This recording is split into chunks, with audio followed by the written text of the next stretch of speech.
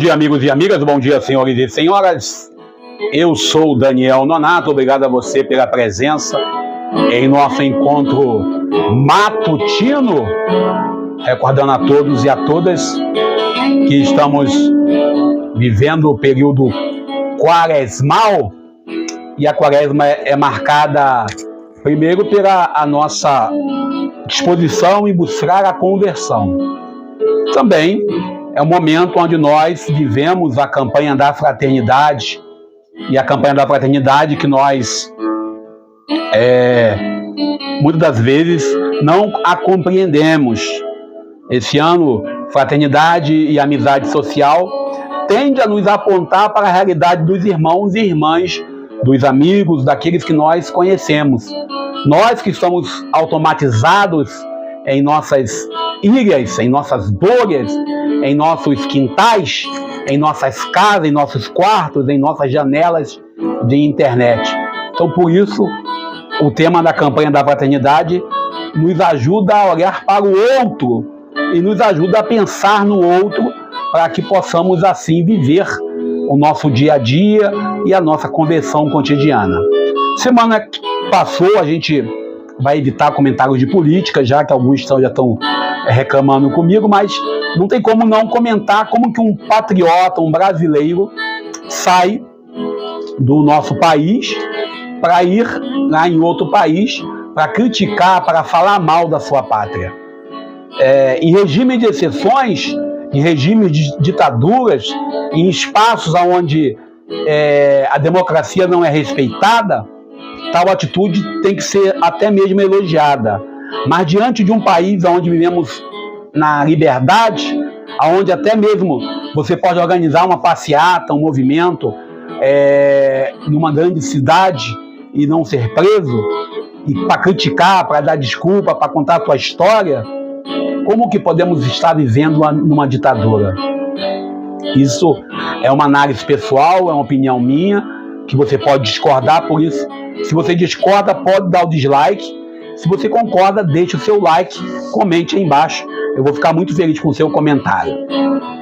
Também, a gente, durante a semana que passa, a gente vai olhando aí para a realidade das chuvas. Ainda temos muitas famílias precisando de apoio. Então, você que está aí do outro lado, se puder ajudar, a paróquia São Pedro, São Paulo, em Paracambi, aqui do lado do município, do lado aqui, pediu esses dias água mineral. Então, se você puder ajudar com água mineral, vai ajudar muito essas famílias. Lembrando ainda que na cidade de Japeri, a prefeitura tirou algumas famílias, de acordo com as fontes, segundo algumas fontes, de alguns colégios para reiniciar as aulas. Mas o que nós temos que entender primeiro é que não faz sentido a gente não fazer o uso do aluguel social. Eu acredito que o município teria condições, sim, de fazer um aluguel social. Faria um aluguel social. É uma saída que eu acho que pode ser construída desde que nós queiramos construí-la do jeito certo. Não do jeito que, não, sou a prefeita, estado de calamidade pública, agora eu faço o que eu quero e acabou. Não, não é assim. Não é assim que deve funcionar o sistema, não é assim que deve funcionar a nossa realidade, porque a gente não ganha nada com isso, pois temos seres humanos precisando de apoio, e o apoio essencial que nós podemos dar, no caso da prefeitura, seria talvez propor o aluguel social. Talvez o aluguel social seja uma saída inteligente. Eu não sei como é que está isso na prefeitura. A prefeita de Japeri podia vir para falar, podia manifestar-se, podia deixar isso bem claro. Já que ela está gostando tanto de usar a rede social para ficar fazendo foto dela entregando cesta básica, ela devia também inaugurar asfalto, que não concluiu, como aqui na Nova Belém, na minha rua. Ainda estamos aqui desde o mês de novembro, que passou a máquina, afundou a rua, deu mais enchente dessa vez, porque disseram que ia asfaltar tudo. E até agora, devido às enchentes, a covardia e a omissão deles continua acontecendo. Mas é aquilo, a gente sabe que o município está em estado de calamidade. Mas teremos que ver se de fato, Câmara dos Vereadores, a sua função é essa, examinar se de fato esse estado de calamidade, se ele procede. Bom, nós deixamos isso de lado, né, e vamos nós para tentar analisar a liturgia de hoje, né, hoje, terceiro domingo da quaresma, estamos vivendo aí a quaresma, e a quaresma é marcada pelo jejum, pela oração, pela esmola e pela penitência. A penitência é o jejum, embora o jejum tem que ser só na quaresma. Nós necessitamos de conversão todos os nossos dias. Toda vez nós precisamos voltar para Deus. Mas a quaresma é o tempo forte. Então, hoje nós estamos lendo o livro de Êxodo, capítulo 20, versículo 1 ao 17. Para você que é evangélico, para você que é protestante, para você de outra igreja, é um texto muito usado, sobretudo 20, versículo 4, quando fala da questão de Deus, não terás outras imagens, escultura, então vai ser lido hoje na missa. Quem for à missa vai ouvir isso. Também, o Salmo é o Salmo 18, entre parênteses, 19. E a segunda leitura, 1 Coríntios, capítulo 1, versículos 22 ao 25. E o texto que nós vamos nos debruçar, vamos meditar, vamos contemplar, o evangelho de hoje é João, capítulo 2, versículo 13 ao 25. Então, a gente entra nesse dia de hoje, desde ontem, a paróquia de Japeri, Nossa Senhora da Conceição, está de luto. Temos uma catequista muito querida por todos nós, que fez sua Páscoa, né, a dona Célia Serafim, Célia Carvalho, grande mulher de oração, de trabalho, de luta. Após alguns dias internado, veio a falecer fazendo a sua Páscoa no dia de ontem, e está sendo velada na paróquia de Nossa Senhora da Conceição. Às 7 da manhã, missa, e depois seguirá o cortejo para o sepultamento no cemitério de Japeri. Nós estaremos presentes lá para a solidariedade, junto com a família da Célia e também com todos os amigos, né? Eu lembro da Célia com muito carinho na minha caminhada pastoral, na minha caminhada de vida. Muitas das vezes nós sentamos para conversar, muitas das vezes foi uma mulher que me dá conselhos que até hoje eu carrego comigo. E uma das frases mais bonitas da Célia Carvalho comigo, e eu posso dar esse depoimento, é sobre a Eucaristia. Era falando da importância da comunhão, a importância de não deixar de comungar, mesmo quando você tiver alguma dificuldade, pois a comunhão, a presença de Jesus eucarístico, para quem é católico, para quem acredita, ele traz para nós a libertação. É um processo. Como ele falou, quando você não deixa de comer arroz e feijão todos os dias, também a comunhão é uma obrigação. Eu lembro disso, a Célia falando isso para mim numa conversa, isso tem mais de 20 anos, no portão da casa dela. Uma conversa de amigos, de irmãos, era falando da sua dificuldade, da minha dificuldade, da nossa dificuldade de ser cristão. E ela me lembrava, Daniel, mesmo com nossos pecados, que nós somos pecadores públicos, é importante nunca deixar de participar da Eucaristia, pois ela vai fortalecer o seu corpo para resistir ao mal e ao pecado. Isso eu nunca vou esquecer, palavras da minha grande irmã, que foi morar com Deus, Célia. É uma palavra que eu nunca poderia deixar de contar. Aqui nossa rede social, dá o testemunho tanto aqui no nosso YouTube, hoje, de forma especial no YouTube, eu quero trazer isso para vocês. A importância da Eucaristia que a dona Célia Carvalho nos ensinou.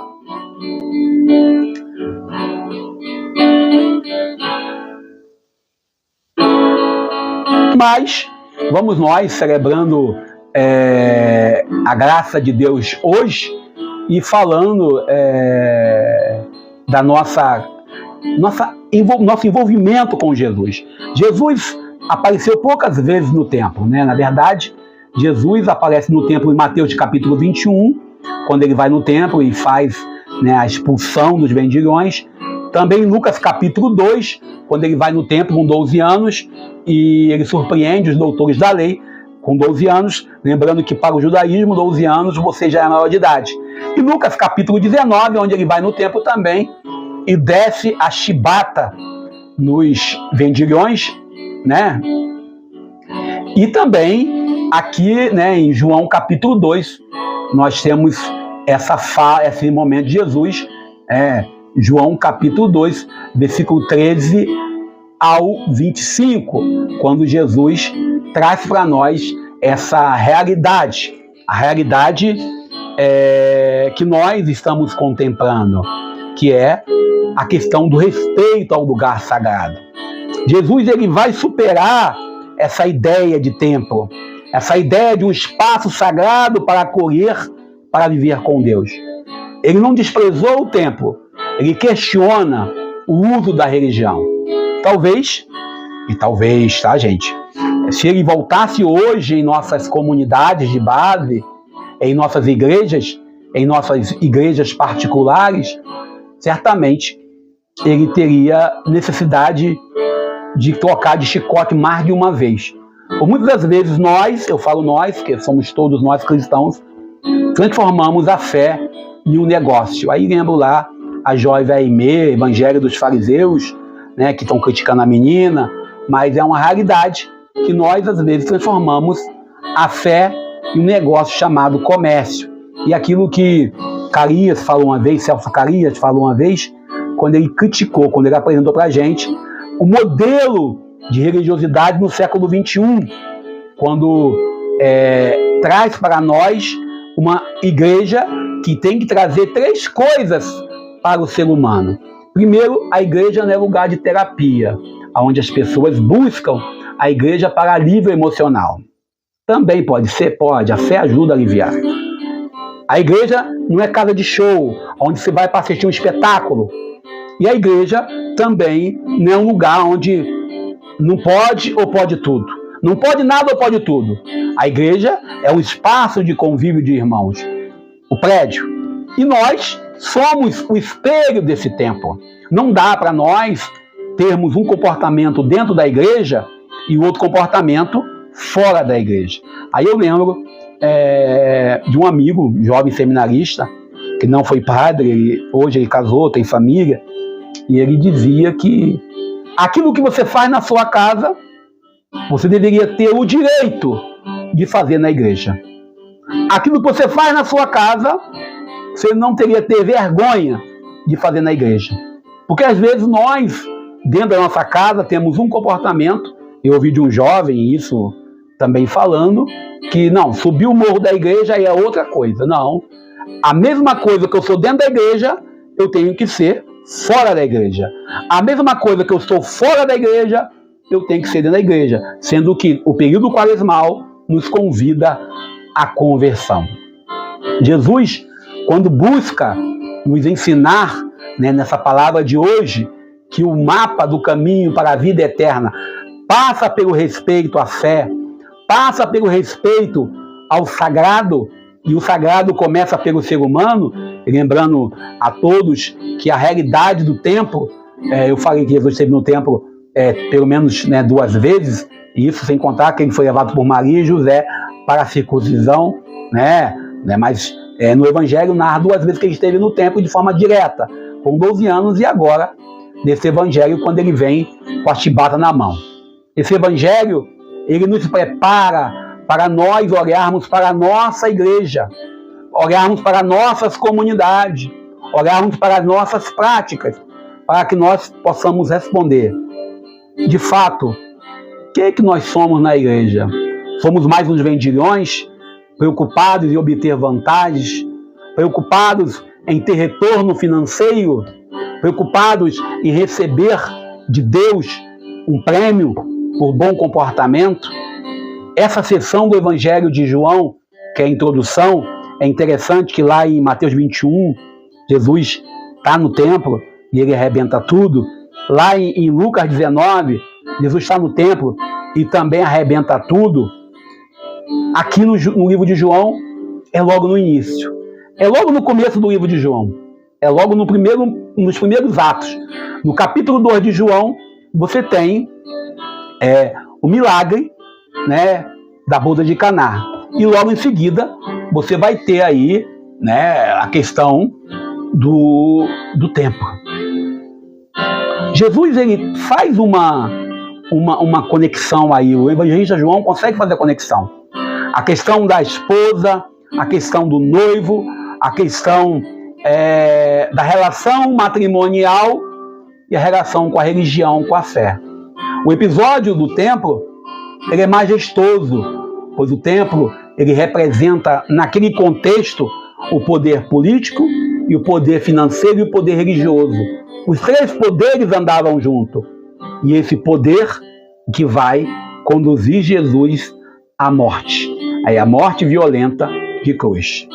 O interessante é que Jesus, quando fala lá no capítulo 21 de Mateus, que vai destruir o templo, ou quando ele apresenta o templo e ele mostra claramente que o templo não reflete realmente a realidade de Deus, e aí eu lembro do contexto mais direto, mais objetivo, do jovem que vai à igreja, e eu lembro da minha juventude, olhando para as belezas e se encanta, mas a igreja, ela tem que ser mais do que a casca, mais do que a beleza da faixa, tem que ser mais do que a beleza de um altar ou de paramentos caros. A igreja, ela tem que ser cada um de nós em nosso trabalho de acolhida. Ontem nós lemos o evangelho do filho pródigo, o evangelho do filho que abandona tudo para viver sua própria vida. No tempo de Jesus, se sacrificava assim 18 mil cordeiros, para celebrar a Páscoa. Esse ambiente de sacrifício é um ambiente de comércio. E nós devemos trabalhar com isso e combater isso. O interesse nosso pela salvação da alma, que tanto alguns anunciam por aí, tem que ultrapassar a barreira do capital. Estamos celebrando a Páscoa. Estamos preparando para celebrar a Páscoa. E celebrar a Páscoa envolve passar para a nova caminhada, passar para uma nova fase de vida, passar para uma certeza que a vida que nós temos é mais do que apenas ornamentação, é mais do que apenas objetos sagrados. O Evangelho de hoje ainda traz para nós que Jesus é o Messias, pois ele traz para nós uma reflexão importante, pois a casa de Deus, além de ser um espaço de convívio de irmãos, ela tem que ser uma casa que nos conecta com Deus. Tem que ser uma casa que nos faz entender a bondade do Deus de amor. E isso traz através das nossas escolhas, das nossas práticas. O Evangelho de hoje ainda traz um Jesus muito bravo, muito nervoso. E muitas das pessoas que eu conheço, inclusive alguns citam isso para dizer, Jesus não usou chicote porque não tinha uma metralhadora. Jesus usou um chicote porque não tinha granada. Jesus usou um chicote porque ele não tinha uma espada. Não. O chicote é para corrigir. A arma é para matar. O chicote é para orientar. Mesmo que nós não queiramos, e nós temos que reconhecer isso, precisa nos mostrar o caminho, de forma dócil como ele é. Mas às vezes, Deus nos dá uma chicotada devido aos desvios que nós temos. O Evangelho de hoje traz para nós uma notícia. Que tipo de templo nós estamos sendo? Que tipo de pessoas nós somos em nossas comunidades? Como podemos, em nossas igrejas, em nossas comunidades grandes, pequenas, médias, em construção, já prontas, encontrar-se com Jesus? Como que nós podemos ver Jesus em nossas realidades? Como podemos compreender a vontade de Deus diante de tantas dores neste mundo? Estamos ainda em guerra na Ucrânia. Ninguém comenta mais sobre a guerra na Ucrânia. Estamos em guerra ainda na Palestina, onde Israel vem com as espadas, com granadas e não quer saber quem está na frente. Temos ainda outras guerras menores em nosso cotidiano. Jesus, quando vem de chicote na mão, ele vem dizendo: mudai de caminho. Nesse tempo de quaresma, tempo de renovação, tempo de rever nossa caminhada, de rever para onde nós estamos indo com nossa religiosidade. Somos aqueles que pregam o direito canônico, que falam está na Bíblia ou não está na Bíblia. Somos aqueles que acreditam que ir à igreja somente já está resolvido. Sabemos muito bem, como Paulo apóstolo nos fala, que nós somos templo do Espírito Santo, que nós somos convidados, como templo de Deus, levar esse Deus para todos os espaços. Jesus agora nos apresenta uma possibilidade. Somos aonde Deus reside, aonde Deus nos convida a viver. A intimidade que nós devemos carregar com Deus. A exemplo, como acreditava-se quando tem a mulher samaritana lá em João, quando Jesus conversa com ela e ela fala que Deus habitava o templo, Jesus traz para nós uma certeza. Deus habita o templo, mas habita em cada ser humano pelo Espírito que Ele nos confia. A realidade dos discípulos, a proposta dos discípulos é uma proposta mais ampla, é uma proposta de superar essa ideia de, vamos dizer assim, de dependência de um prédio, mas viver uma corrente, uma certeza de irmãos.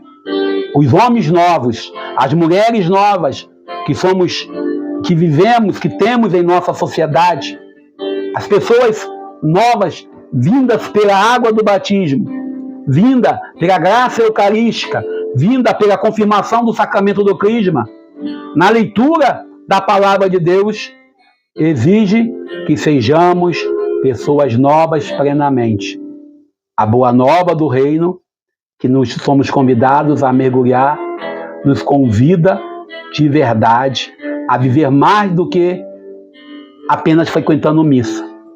Aí eu lembro de um padre que dizia: você fez um grande bem em vir à missa. E a pessoa ficava toda cheia achando que tinha feito um grande bem.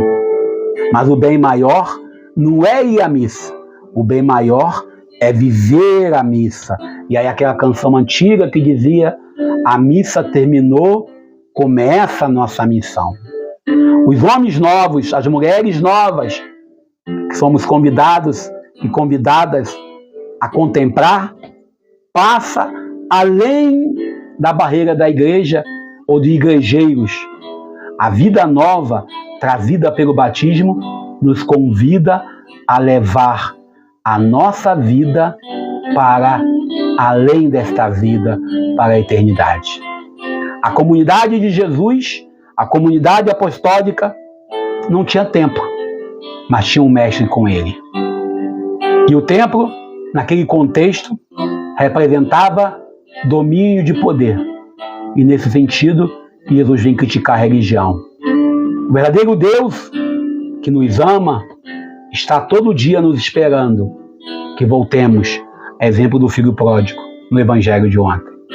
Bom, vou parando por aqui, agradeço a você pela presença, pedindo a Deus que nos abençoe e nos ajude para que possamos viver plenamente esse dia de hoje. Fiquemos com Deus. Minha solidariedade à família da Célia Serafim, Célia Carvalho Serafim, a todos aqueles e aquelas que nesse dia de hoje, por algum motivo, estão passando pelo momento de luto. Que possamos celebrar um dia a Páscoa verdadeira, a nossa ressurreição. Fiquemos com Deus? Apesar de tudo, feliz domingo, bom dia. Eu sou Daniel Nonato.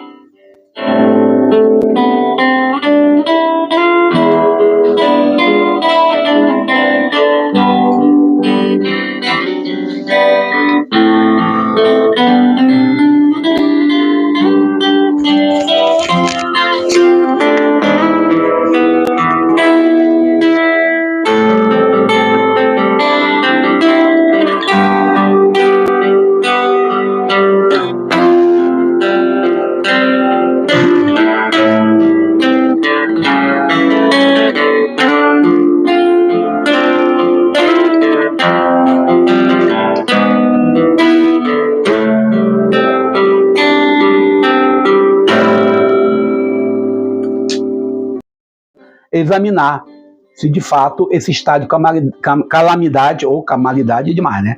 De calamidade, de João, capítulo 2, versículos 2 ao 10. Lembrando sempre que a nossa obrigação aqui, versículo 2 ao 10, olha aqui falando besteira. Onde eu botei o 2 ao 10 eu não sei, de onde eu tirei isso eu não sei, mas eu ainda bem que corrigi a tempo. Vamos deixar aí no vídeo para mostrar